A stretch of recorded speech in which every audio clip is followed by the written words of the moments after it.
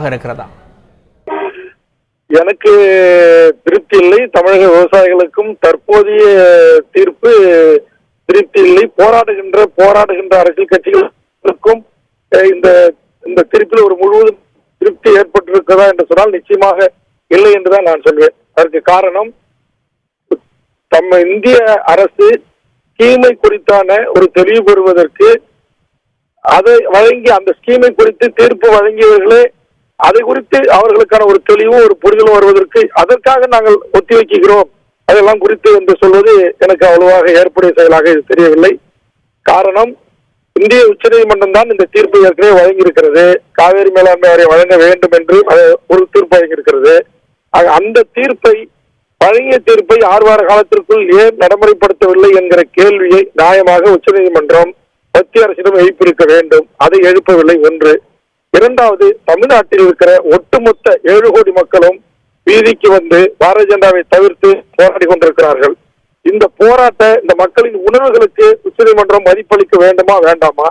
சட்டத்தின் பிரகாரம் ஆட்சி செய்ய இந்திய அரசு சட்டத்தை மீறுகிற செயலில் ஈடுபடுகின்ற போது, உச்சநீதிமன்றமே சட்டத்தின் பிரகாரம் உச்சநீதிமன்ற தீர்ப்பு வழங்குகின்ற போது, உச்சநீதிமன்றமே அவர்கள் வழங்கிய தீர்ப்புகளை அவர்களே மீறுகின்ற அந்த செயல் என்பது அவ்வளவாக நீதி பரிபாலன முறையில் இந்திய மக்களுக்கும் தமிழக மக்களுக்கும் இருக்கின்ற அந்த நம்பிக்கையை எதிர்காலத்தில் கேள்விக்குள்ளாக்கும்.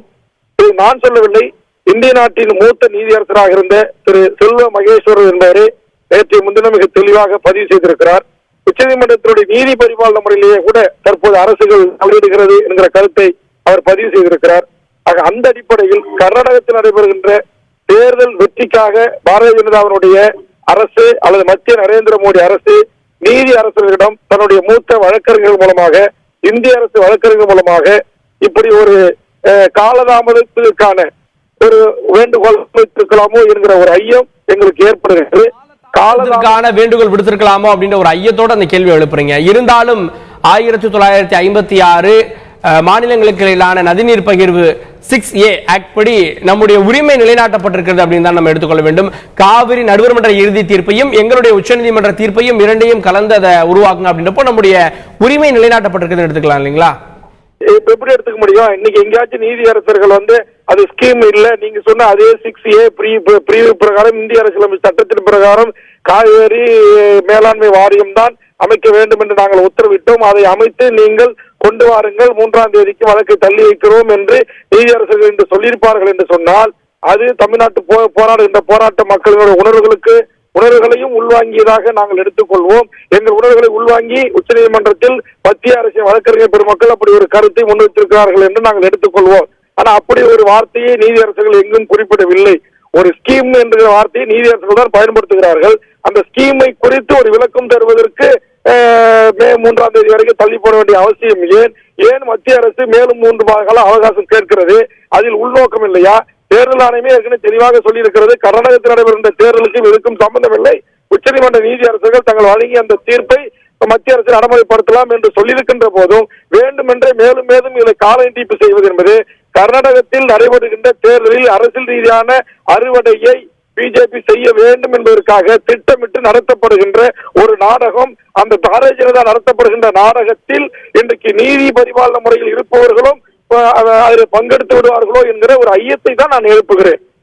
திரு வேல்முருகன், காவிரி மேலாண்மை வாரியம் அமைக்கப்படும் வரை தமிழகத்தில் IPL போட்டிகளை நடத்தக்கூடாது அப்படின்ற ஒரு கோரிக்கை விடுத்தீங்க. முற்றுகை போராட்டம் நடத்தப்படும், போட்டிகளை நிறுத்த வேண்டும் அப்படின்லாம் சொல்லியிருந்தீங்க. கருப்பு பேட்ஜ் அணிவது அல்லது அந்த போட்டிகளுக்கு உள்ள போகாம புறக்கணிப்பது இது ஒரு மாற்று வழியா இருக்கும், அப்படி கூட நம்முடைய அடையாளத்தை வெளிப்படுத்தலாம்னு சில அரசியல் கட்சி தலைவர்கள்லாம் சொல்லியிருக்காங்க. இப்போதைக்கு உங்களுடைய நிலைப்பாட்டில் வேறு ஏதாவது மாற்றங்கள் ஏற்பட வாய்ப்பு இருக்கிறதா? அந்த IPL அப்படிப்பட்ட சுதந்திரம் 70 ஆண்டு காலமாக கருப்பு கொடி ஆர்ப்பாட்டமும் கருப்பு பேட்ச் போராட்டம் பண்ற அந்த தமிழ்நாட்டினுடைய பெரிய முக்கிய அரசியல் தலைவர்கள், மிக முக்கியமான அரசியல் ஆளுமைகள் என்ன கோரிக்கை முன்வைத்திருக்காங்களோ, அந்த தமிழ்நாட்டுடைய மிகப்பெரிய சூப்பர் ஸ்டார்கள், உலக மகா நாயகன்கள் எல்லாம் என்ன கோரிக்கை முன்வைத்திருக்கிறார்களோ அந்த கோரிக்கையை அடியேனும் ஏற்றுக்கொண்டுதான் இன்றைக்கு நான் உங்கள் பத்திரிகையாளர்களை அழைத்து சென்னை சேப்பாக்கத்திற்கு எதிரேயே கருப்பு பலூன்களை மைதானத்திற்கு மேல் பறக்க விட்டிருக்கிறேன். அவர்கள் சொன்ன அந்த அரிய யோசனையை நான் ஏற்றுக்கொள்கிறேன். இந்த அரிய யோசனைகளை செய்த பிறகும் இந்திய அரசு காவேரி மேலாண்மை வரக்கவில்லை என்று சொன்னால் இவர்கள் நாளை கருப்பு சட்டை கூட போடாமல் வெறுங்குடம்போடு நடப்பார்களா? நாங்க ஜனநாயகத்தை ஏற்றுக்கொள்கிறோம், ஜனநாயக போராட்டங்களை முன்னெடுக்கிறோம். ஆனால் அதற்கு என்ன மதிப்பு? உச்ச நீதிமன்றமோ உயர் நீதிமன்றமோ அல்லது இந்திய அரசோ தமிழக அரசோ எங்கள் ஜனநாயக போராட்டங்களுக்கு எங்களை நாங்களே வரித்துக் கொள்வதற்கு தயாராக இருக்கிறோம். கருப்பு சட்டை போறதுக்கு தயாரா இருக்கிறோம். உயிரை கொடுக்கணும்னு சொன்னீங்க, உயிரை கொடுத்திருக்கிறோம். பல பேர் நாங்க செத்து மடிஞ்சிருக்கிறோம். எங்க சொத்துக்கள் சூறையாடப்பட்டிருக்கு. இதுக்கு மேல தமிழர்கள் நாங்க எப்படி பொறுத்துக்கணும், எப்படி வாழணும்னு அதுக்கு ஏதாவது இந்தியா சொல்லி விட்டுறீங்க. ஒரே உணவு தான் சாப்பிடணுன்றீங்க, ஒரே விளையாட்டு தான் இருக்கணும்ன்றீங்க, ஒரே பண்பாடு தான் இருக்கணும்ன்றீங்க. அதே மாதிரி தமிழர்களாகிய நீங்கள் இந்த நாட்டுல உங்களுக்கு காவேரி மேலாண்மை வாரியம் அமைக்கப்படாது, வேற எதுவும் அமைக்கப்படாதுன்னு ஏதாச்சும் ஒரு அறிவிப்பை கொடுத்துருங்க. இதுக்கு மேல தமிழ்நாட்டுல நீங்க 15 நாட்களா போராட்டம் நடந்திருக்கு. எங்கேயாவது ஒரு சிறு வன்முறை இருக்குதா? கன்னட மக்களுக்கு ஒரு சிறு தீங்கு ஏற்பட்டிருக்கா? அவருடைய சொத்துக்கள் ஏதாவது ஒரு சூறையாடப்பட்டிருக்குதா? எந்த வன்முறையாலும் நாங்க ஈடுபட்டிருக்குமா?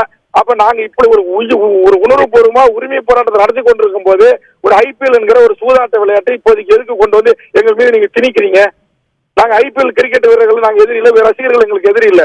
எங்களை ஆளுகின்ற இந்திய அரசு எதிரி. நாங்க ஓட்டு போட்டு தேர்ந்தெடுத்த தமிழக அரசு கிட்ட நாங்க வேண்டுகோள் வைக்கிறோம். கடந்த காலத்துல ஜெயலலிதா தடை பண்ணாங்களா இல்லையா IPL? அதே மாதிரி நீங்க தடை பண்ணுங்க. அந்த விளையாட்டு வீரர்களை வெளியே அனுப்புனாங்களா இல்லையா? தமிழ்நாட்டு விளையாட்டு வீரர்கள் இலங்கைக்கு போனவங்க அம்மையார் ஜெயலலிதா அவர்கள் உடனடியாக திருப்பி வர வச்சாங்க. அவங்களுடைய அனுமதி இல்லாம நீங்க உணர்வுகளை புரிந்து கொள்ளாமல் அனுப்பிய விளையாட்டு அதிகாரிகள் அனுப்பிய அந்த அதிகாரிகள் பணியிட நீக்கம் செய்யப்பட்டார்கள், பணி சஸ்பெண்ட் செய்யப்பட்டாங்க. வேல்முருகன் தான் போய் முதலமைச்சர்கிட்ட அன்னைக்கு கோரிக்கை வச்சான். இதெல்லாம் வரலாறுகள். வெல்லிங்டன் ராணுவ பயிற்சி சிங்கள வீரர்களுக்கு பயிற்சி கொடுத்தாங்க. அவங்க அடுத்த ஒரு சில மணி நேரத்தில் இதே ஜெயலலிதா அரசாங்கம் தான், இதே அதிமுக அரசாங்கம் தான் வெளியேற்றியது. இதெல்லாம் தமிழ்நாட்டில் நடந்திருக்கிற வரலாறுகள். ஓகே, ரைட் திரு வேல்முருகன்.